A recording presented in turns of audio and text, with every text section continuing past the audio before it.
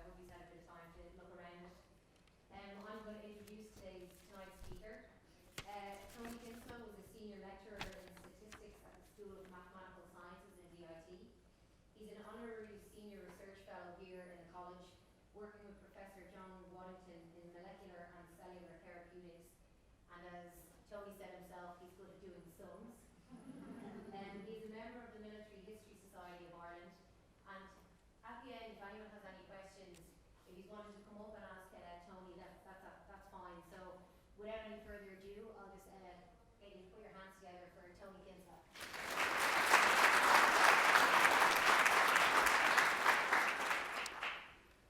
Ladies and gentlemen, Richard Atkinson Stoney, who was born in 1877, studied medicine at Trinity College, Dublin. After graduating in 1901, he was appointed to the staff of the Royal City of Dublin Hospital, Baggott Street, and became an FRCSI in 1906. In 1930, he became president of RCSI. In 1917, his paper entitled Abdominal Gunshot Injuries Admitted to the Royal City of Dublin Hospital During the Rebellion was published in the Transactions of the Royal Academy of Medicine in Ireland. Stoney wrote that, here in Dublin during the rebellion, the conditions were practically ideal for the treatment of the wounded, as in most cases they could be brought to a thoroughly equipped hospital and operated on by competent surgeons as a rule within an hour or so of being wounded. And certainly in the case of general gunshot wounds, the results were generally satisfactory, and very little suppuration of a serious character was seen, in spite of the fact that many of the injuries were caused by ricochet or deformed bullets fired at close range. The daughter of a Church of Ireland clergyman, Kathleen LYNN was born in 1874 at Mullaferry near Kinsella. According to her Bureau of Military History witness statement, I did my medical studies at the Royal University and the College of Surgeons. I got my degrees at the Royal.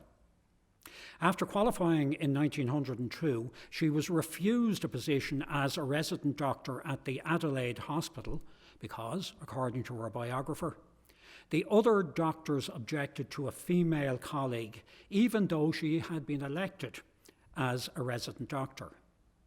Despite difficulties with the Adelaide, LYNN gained valuable experience at the Rotunda, the Royal Victoria Eye and Ear, and Sir Patrick Jones between 1906 and 1916. After postgraduate study in the United States, she was awarded a fellowship with the Royal College of Surgeons in Ireland in 1909. Dr. LYNN's witness statement continues. After the Irish Citizen Army was founded in 1913, I attended Liberty Hall and gave lectures in first aid, and I also lectured to COMMANDANT. I never drilled. I had no time for that type of thing. Frank Robbins, who joined the Citizen Army in 1914 and who saw service in this building during the Rising, said in his witness statement that lectures and demonstrations were given jointly to all the men and women of the Citizen Army by Dr. LYNN. The purpose of such lectures was to give an elementary idea of first aid in the event of no competent first aid assistance being available. These lectures had a fine psychological effect insofar as they blended the men and the women of the army much closer together. On this map, you'll see that Dublin Castle is highlighted with a red ellipse. I'll use this device as I use this map to go around the various areas. 30 members of the Irish Citizen Army, commanded by Captain Sean Connolly, were tasked with neutralising Dublin Castle and the adjacent Ship Street barracks by occupying the high overlooking buildings. After a failed attempt to enter the castle, the Irish Citizen Army members withdrew to Dublin City Hall. This is Cork Hill Gate, from inside the castle. City Hall is on the right. Dr. Lynn's witness statement reads, "As I arrived, I saw the dead body of a big policeman lying on the ground. Just then, Sir Thomas Miles came up, evidently going into the castle, and I still remember the look of horror on his face when he saw the body. I don't think he noticed me. He rushed off. I heard afterwards that it was to get first aid equipment." Dr. Lynn was on the roof of City Hall when she saw Sean Connolly fall mortally wounded by a sniper's bullet from the castle. First aid was useless. We had another casualty on the roof, a young boy whose name I don't remember got a wound in the shoulder, which I dressed immediately. The British counterattack drove them down to the central hall, where she surrendered to an officer. When I told him I was a doctor, he thought I had come in to attend to the wounded. I informed him that I belonged to the Citizen Army, which surprised him very much. She was held in Ship Street Barracks for nearly a week before being taken to Kilmainham Jail and subsequently to Mountjoy Jail, after which she was deported to England. She was not allowed to resume her post in the Royal Victoria Eye and Ear Hospital after she returned. A nurse who was on duty in the Dublin Castle Red Cross Hospital described the arrival of wounded British soldiers on stretchers and how the dead were temporarily buried in the grounds of the castle. She does not specifically mention having seen either wounded or dead members of the Irish Citizen Army. A British Army battalion had 16 stretcher bearers who were often musicians in the battalion band. They administered first aid prior to moving a casualty to a regimental aid post where initial medical treatment was provided by the battalion medical officer who, incidentally, was responsible for the training of the stretcher bearers. The basic unit of the Irish Volunteers was the company, whose members came from a company district. Neighbouring companies were grouped into battalions, which in turn were grouped into brigades. The members of an ambulance section were given individual training in first aid and section training in the use of stretchers, the transport of the wounded by hand and horse-drawn carts, the provision of shelter and field sanitation. At the battalion level, a hospital corps consisting of 4 men was commanded by a surgeon captain. There were 5 battalions in the Dublin Brigade, battalions being numbered and companies within battalions being designated by a letter. For example, A Company, 3rd Battalion, Dublin Brigade, paraded and trained at 41 York Street on Monday night, and C Company, 3rd Battalion, paraded and trained there on Thursday night. 41 York Street was the location of the Dublin Workmen's Club and Total Abstinence Association. In his witness statement, Joseph O'Connor, a member of A Company 3rd Battalion, said that the men had to pay 3p a week towards the cost of rent and light, and had to set up a company fund to provide themselves with first aid field dressings, stretchers, signalling lamps and flags, a reserve of ammunition, and picks and shovels. This is the 1st Battalion area, which is north of the Liffey, running north from the Custom House. The primary military task of the 1st Battalion was to prevent the deployment of troops from the nearby Royal and Marlborough barracks and to dominate the Kingsbridge and Broadstone railway stations. The men in an outpost at the Mendicity Institution on the south side of the river caused the casualties among the cavalry escort who were brought to Jervis Street Hospital by the Dublin Fire Brigade ambulance. On Friday, the North King Street, Church Street area was the scene of what Charles Townshend described as house-to-house fighting of unprecedented intensity. When the 1st Battalion Irish Volunteers began occupying positions on Easter Monday, Sir Thomas Miles approached Commandant DALY and pointed out that wounded soldiers were being treated in the Richmond Hospital. Miles asked Daly not to take over the hospital or demand use of the facilities. Daly agreed, and a medical aid post was set up in the Father Matthew Hall on Church Street. Miles graduated from Trinity College Medical School in 1881 and became a Fellow of the Royal College of Surgeons in 1885. He was knighted in 1902, having been elected president of RCSI in 1901. At the outbreak of war, he was appointed consulting surgeon to Irish Command with the rank of Lieutenant Colonel in the Royal Army Medical Corps. In his youth, he supported Parnell and was a member of the Protestant Home Rule Party. His yacht, named Chota, was used to land arms for the Irish Volunteers at Kilcoole in July 1914. Shortly after midday on Easter Monday, Father Albert, a Capuchin priest from the Church Street Priory, brought the body of a child who had been shot through the head to the Richmond Hospital. To make space for the anticipated casualties, the male patients were moved to the North Dublin Union and to auxiliary hospital accommodation.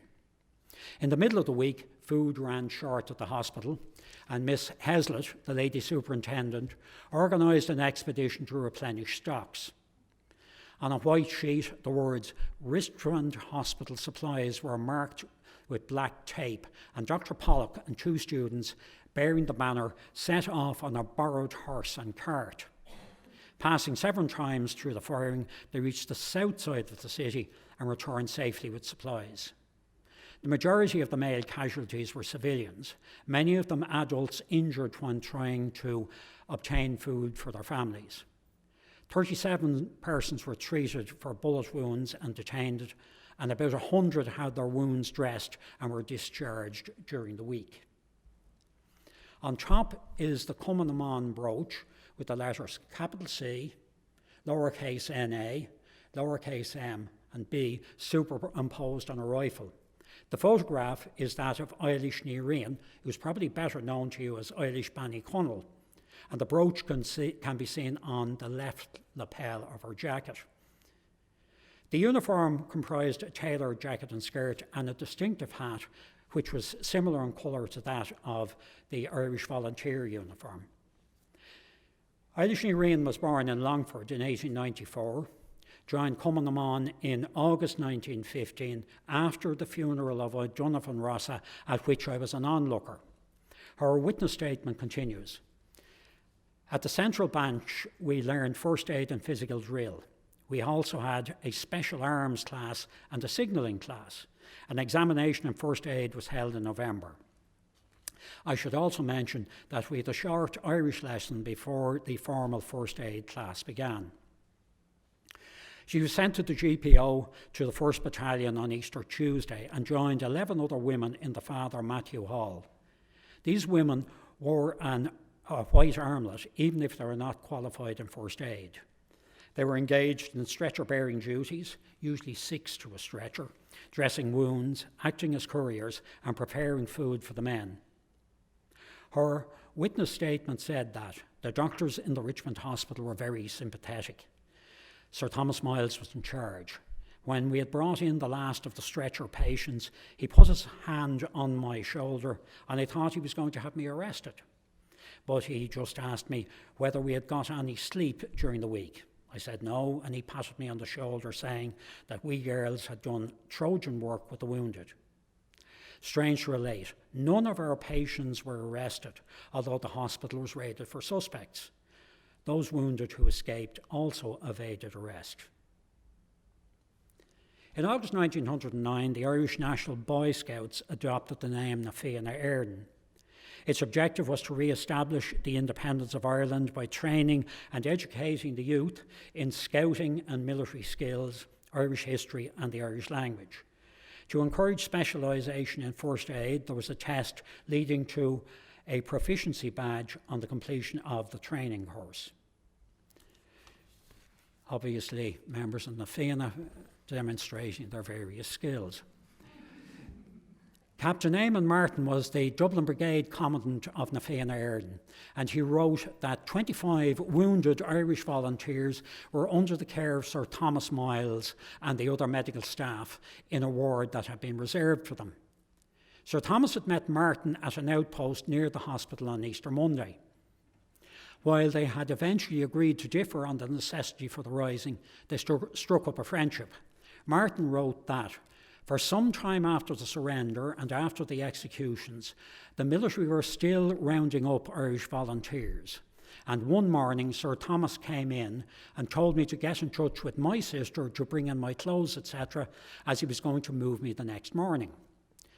Martin's sister arranged for him to be admitted to the LYNN Convalescent Home in Stillorgan, and Sir Thomas prepared documentation which said that Martin was recuperating from an operation for an abscess on the lung.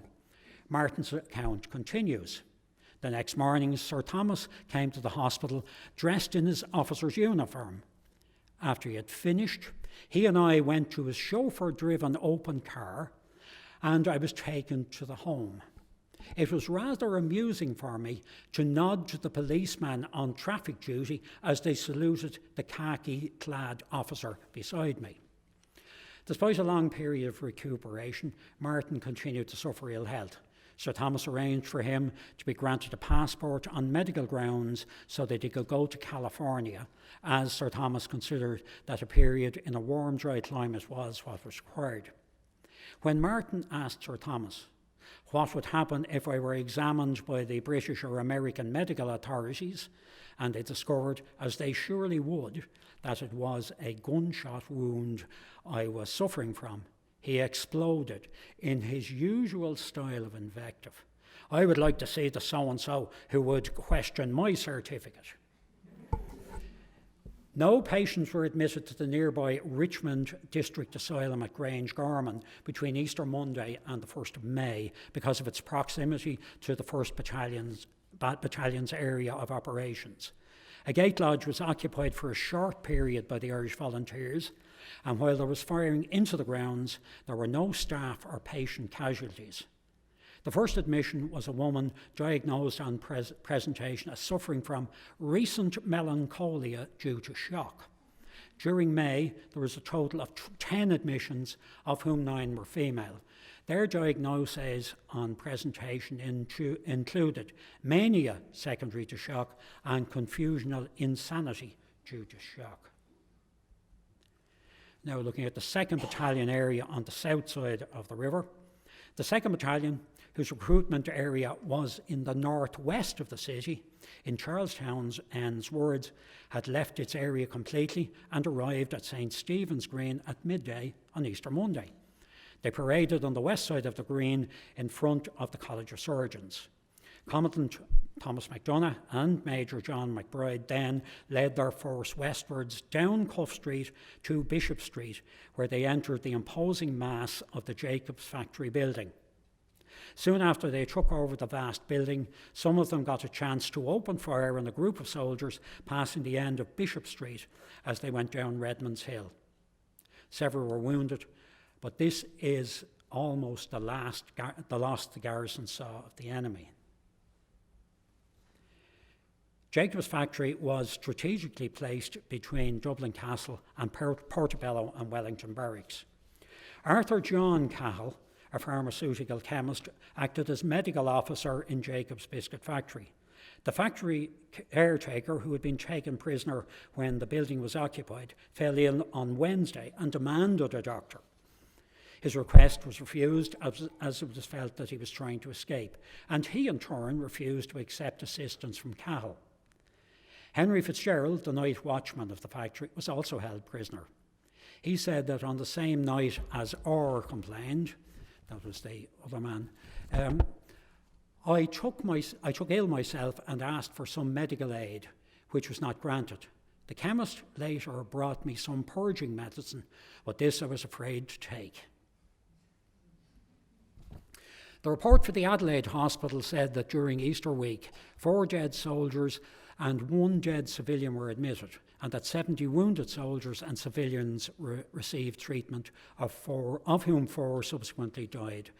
from their wounds. In his witness statement, Thomas Slater, adjutant of the 2nd Battalion, wrote that the patrol had been sent out to make contact with other units or report on the disposition of the enemy. On returning, fire was opened on them and a volunteer named O'Grady was shot. They carried him to Jacobs and on examination he was found to be seriously wounded. He was brought over to the Adelaide hospital and was taken in, but he died the following day. He was a young married man. Volunteer John O'Grady was an employee of the Dublin Port and Docks Board. His date of death is given on the Roll of Honour as Saturday the 29th of April, and the place where he was wounded is given as the York Street area. This is the documentation relating to the pension that was awarded to Volunteer O'Grady's wife under the terms of the Army Pensions Act 1923. It works out at £7, 10 shillings a month. This is the documentation relating to a £120 gratuity that was awarded to her in lieu of pension on her remarriage. It includes a deduction of 17 shillings and sixpence for income tax.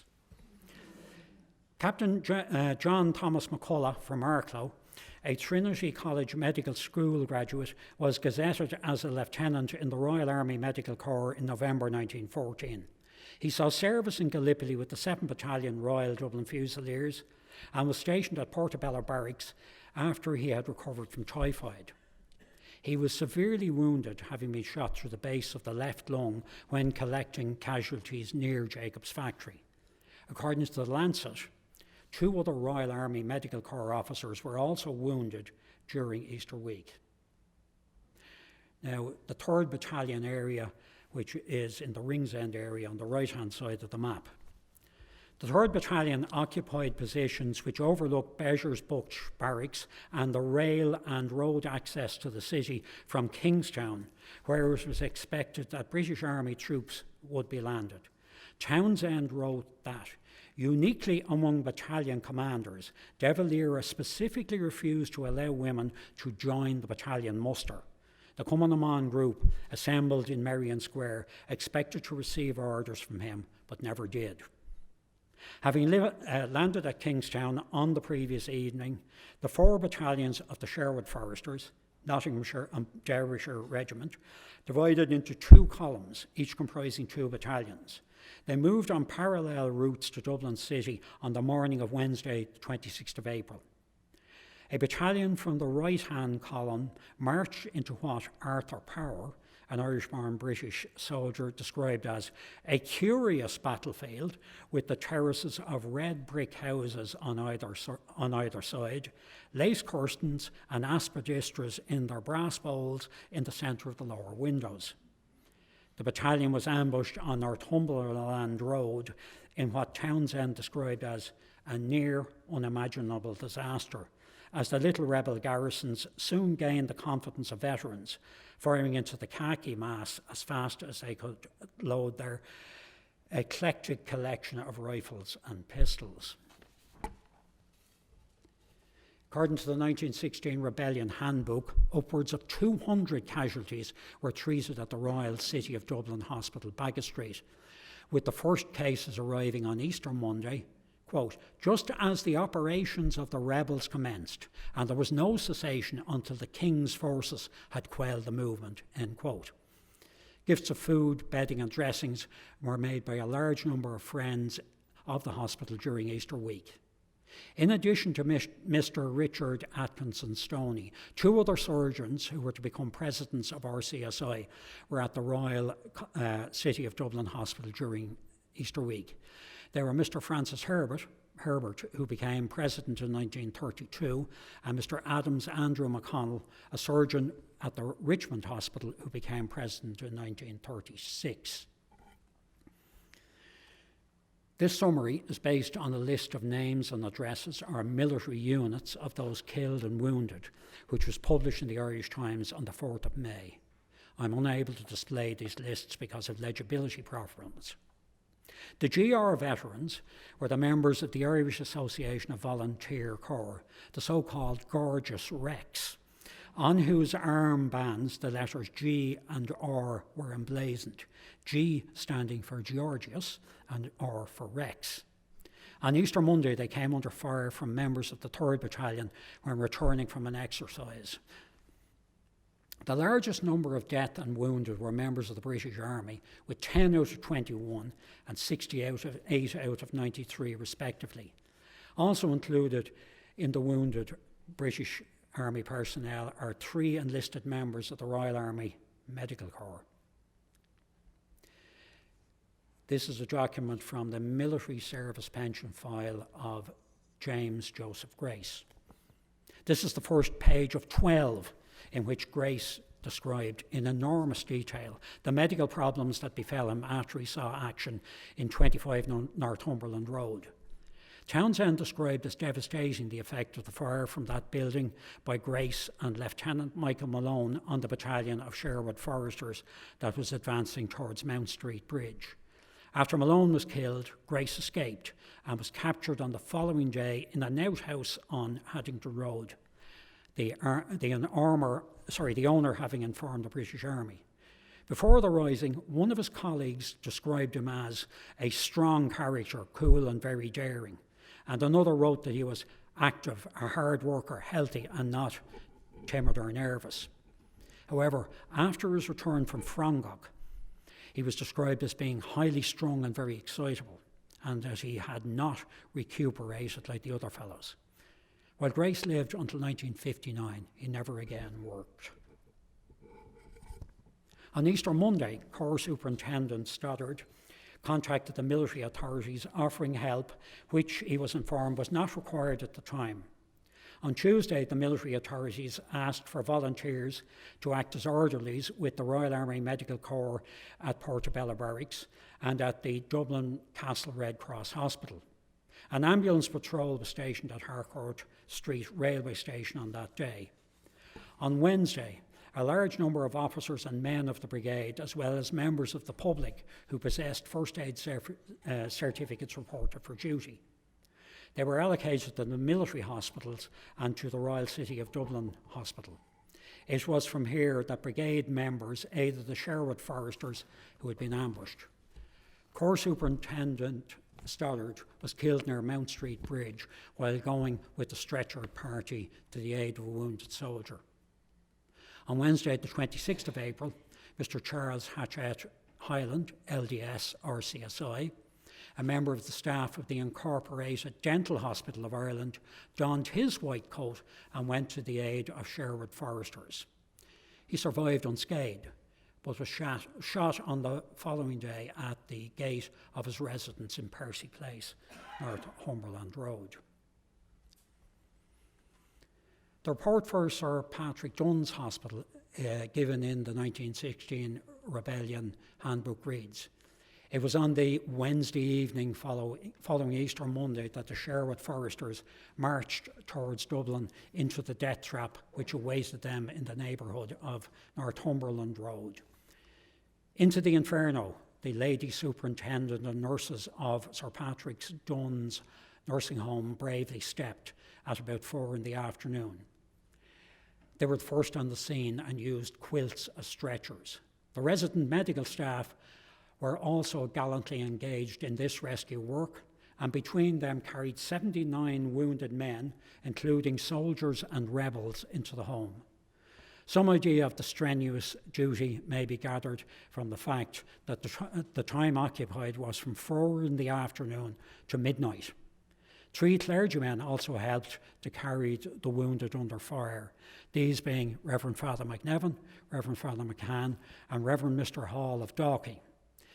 Into the fire likewise entered Miss Huxley, the distinguished lady superintendent of the nearby Elpis nursing home, and some of her assistants. Sir Robert Henry Woods, who was president of RCSI whose term as president of RCSI commencing in 1910, was on duty in the hospital. London-born Margaret Huxley had inaugurated the nursing school at Sir Patrick Dunn's Hospital, and after retirement had set up and run the Elpis nursing home on Lower Mount Street. In Greek mythology, Elpis was the personification of hope. The total number of casualties treated at Sir Patrick Dun's Hospital during Easter week was 142, comprising 73 military and 69 civilians. Of the military, 10 were either dead on arrival or died shortly afterwards, the corresponding civilian figure being 11. Nearly all the casualties occurred in the vicinity of Mount Street Bridge. Occupation of the South Dublin Union would have allowed the 4th Battalion dominate the Royal Barracks, Kingsbridge Railway Station and the Richmond Barracks. The large complex of buildings on a 50-acre site housed some 3,000 inmates. The administration decided not to evacuate them, instead transferring them to buildings draped with Red Cross flags. The 4th Battalion Irish Volunteers had no members of COMMANDANT stationed with them in the Union complex. There were 26 members of COMMANDANT at the Marrowbone Lane distillery, and they cooked, gave first aid and carried dispatches. This memorial to Nurse Keogh was on Hospital number 3, which is now being demolished. I have no idea where the memorial has gone to. Nurse Margaret Keogh, a member of the staff of the South Dublin Union, was killed during the fighting in the eastern end of that complex on Easter Monday. Her death was the subject of questions in the House of Commons, and the Under Secretary for War said that she had been accidentally shot. According to recent research, she was tending a wounded Irish volunteer outside Hospital 3 when she was shot. She was wearing a Red Cross armband at the time. The report for Dr. Stevens' hospital read, over 100 cases were treated during the week of disturbance, and the medical staff and nursing staff were constantly on duty during that very trying time. Of the 22 military casualties given in the Irish Times list for this hospital, 9 were serving with Irish regiments and had typical Irish surnames. They were members of the 1st British Army units to respond to the rising. Dr. Richard Leeper, FRCSI, Medical Superintendent of St. Patrick's Hospital, reported to the board that 2 patients had been admitted. A Miss O'Donovan, who was suffering from the shock and terror caused by the insurrection, and Band Sergeant Keogh. Keogh, who was diagnosed as suffering from acute mania with suicidal tendencies, was subsequently discharged to the care of his wife. Don't know what happened to Miss O'Donovan. Dr. Leeper said that from Easter Monday, firing continued more or less continuously for 10 days. The greatest danger was from the firing of the soldiers at Kingsbridge Railway Station. I personally placed barricades and mattresses in the windows. It seemed wonderful that none of the patients or nurses were killed. The board awarded £2 to each of 2 members of staff, John Tully and John Lane, for having brought milk from the hospital farm at Lucan and sheep and lambs, which Dr. Leeper had slaughtered for food. Shelter and food was provided in the Coombe Lying-In Hospital for local women and children, and more than 30 cases of gunshot wounds were treated as inpatients. A native of Brewery, where he was born in 1882, Richard Hayes was a student in the Catholic University Medical School and took the diplomas LRCPI and LRCSI in 1905. Following a period as a house surgeon at the Mater Hospital, he became resident medical officer in the Galway Central Hospital and an external assistant at the Coombe Lying-In Hospital before he became the medical officer at the Lusk Dispensary District.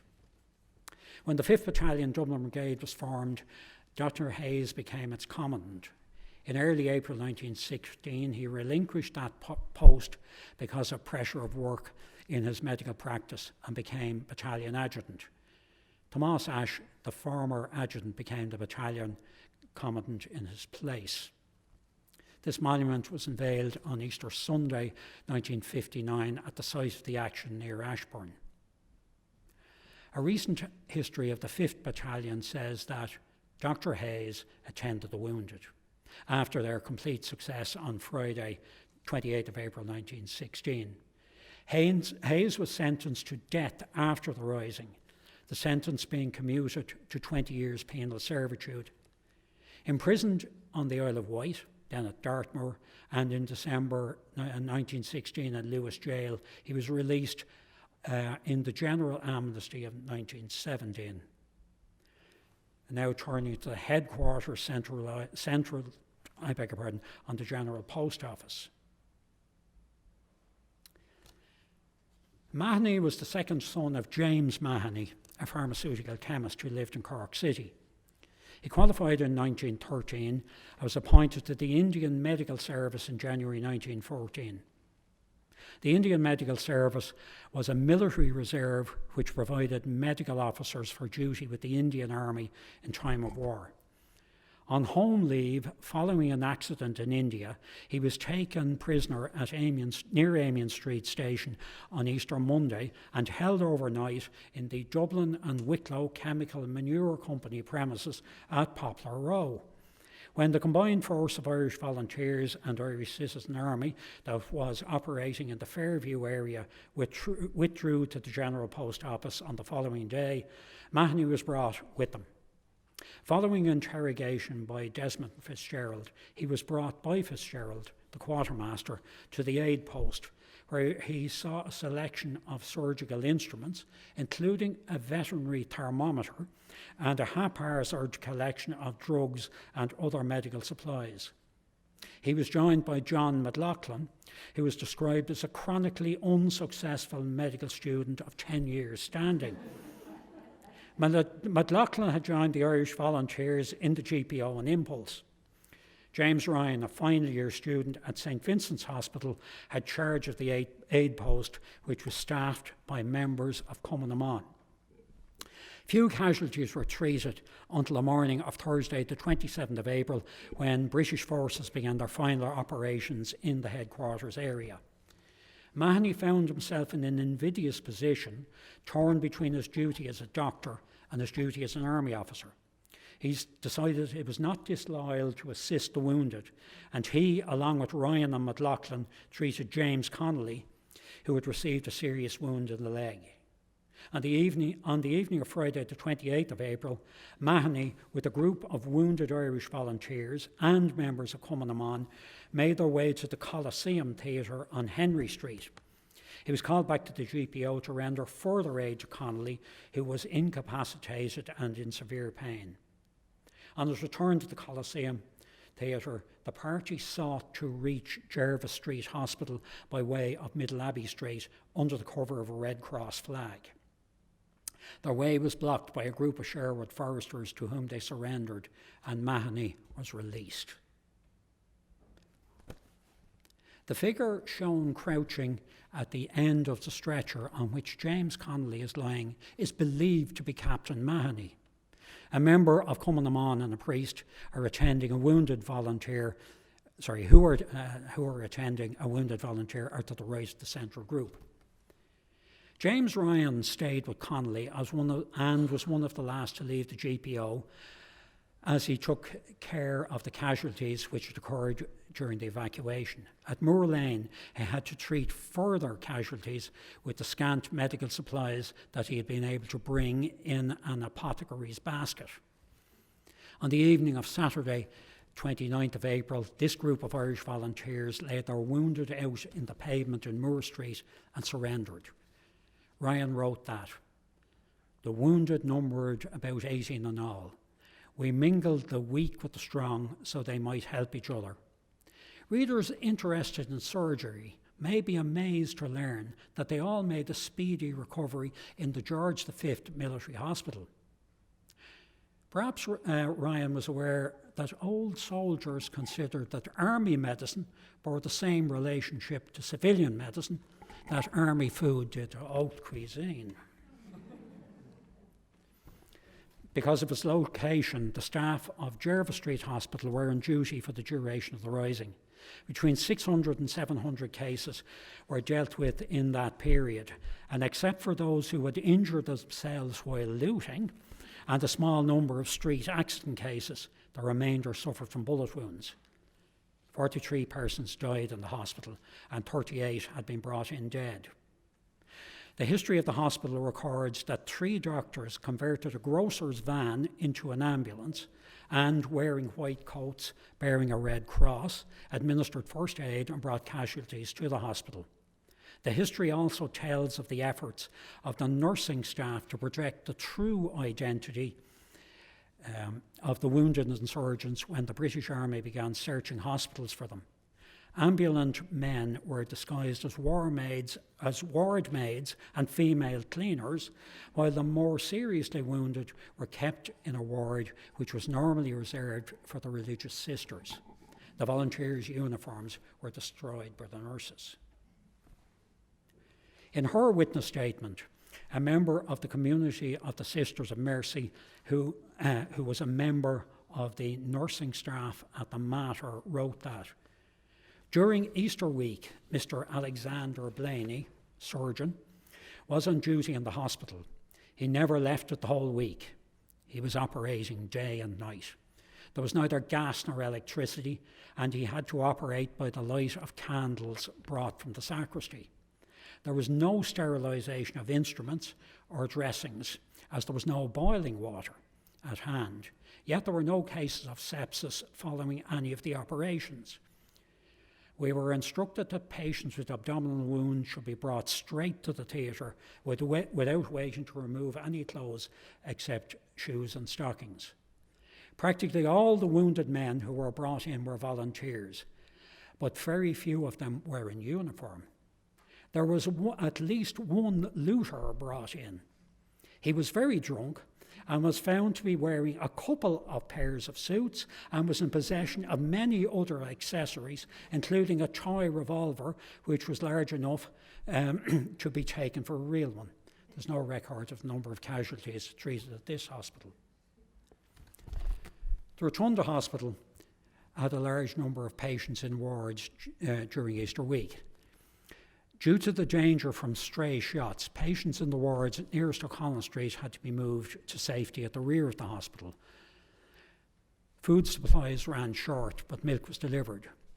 One of the bread delivery men was stopped and had his cart searched by the Irish volunteers. Gas supplies were cut off on Tuesday morning and electrical power was lost on Wednesday.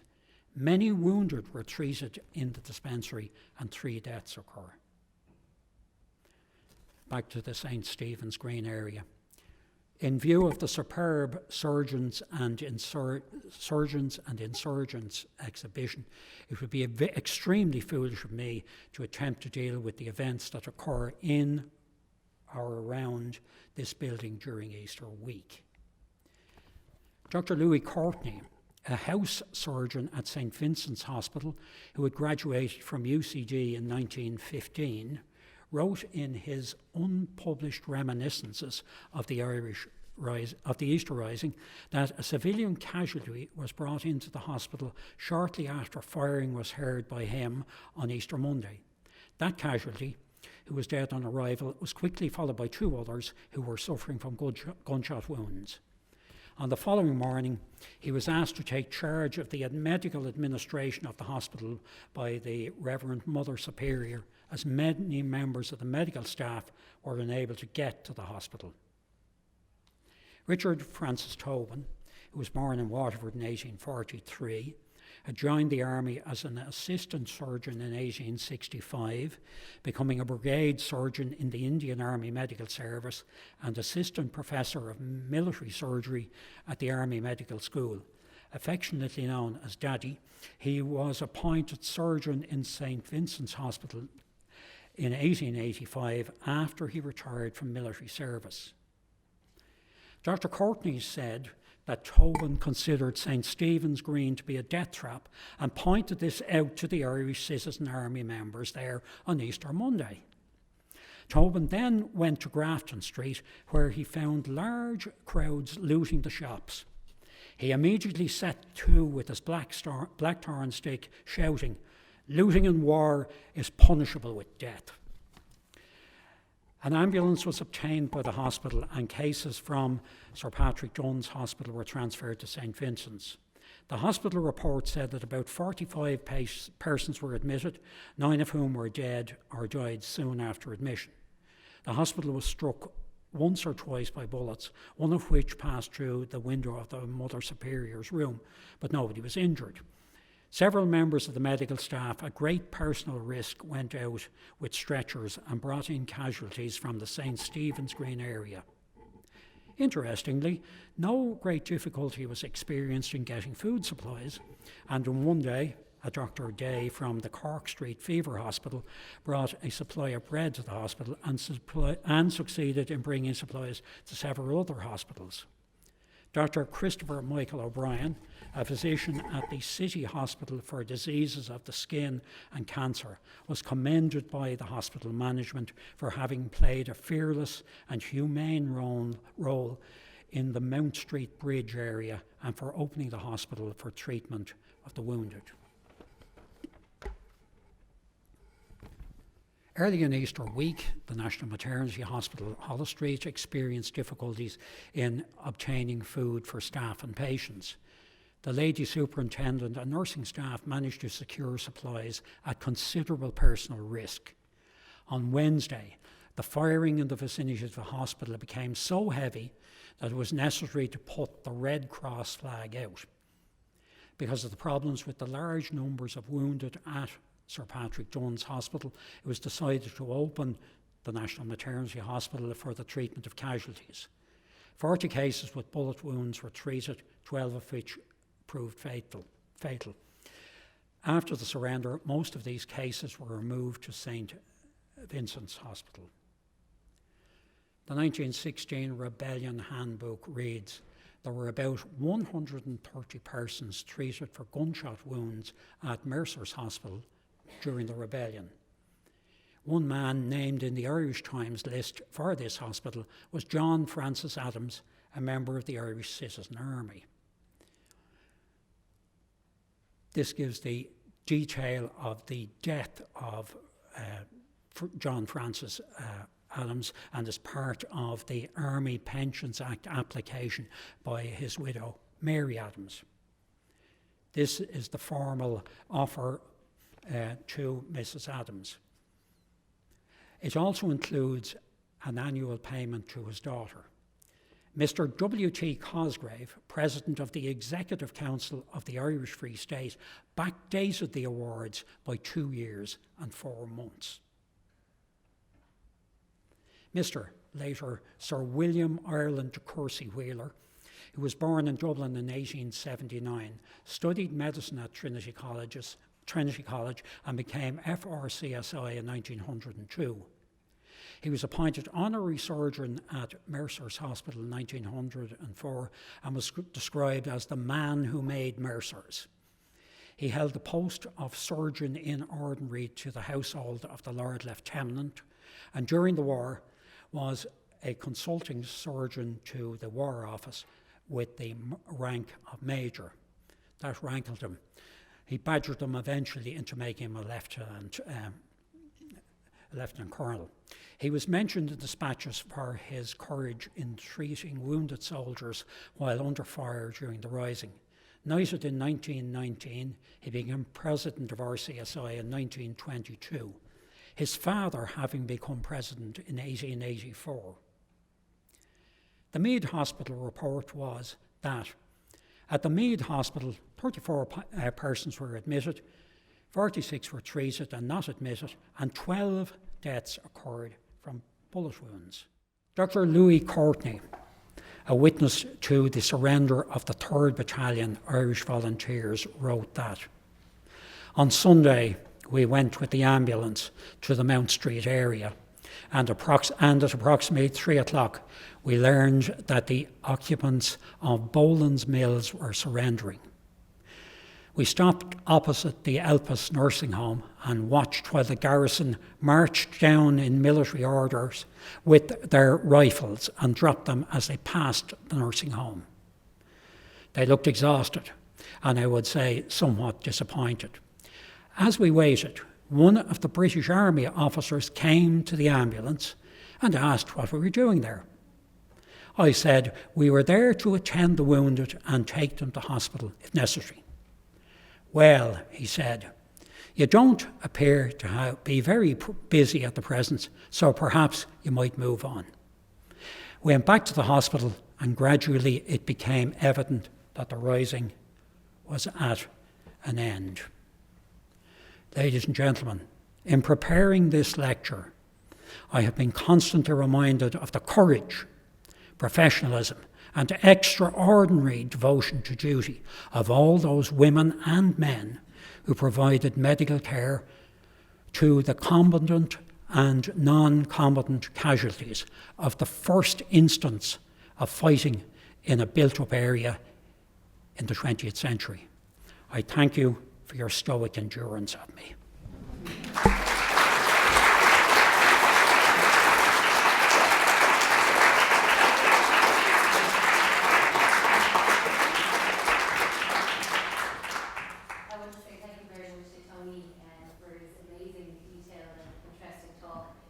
He actually had no voice a few days ago, so he's pioneered and really pushed himself through that talk, which is brilliant. And that's why if anyone has any questions, if they wanted to come up to Tony and actually ask him, he'd be able to help. But I just want to say thank you again to Tony for the talk.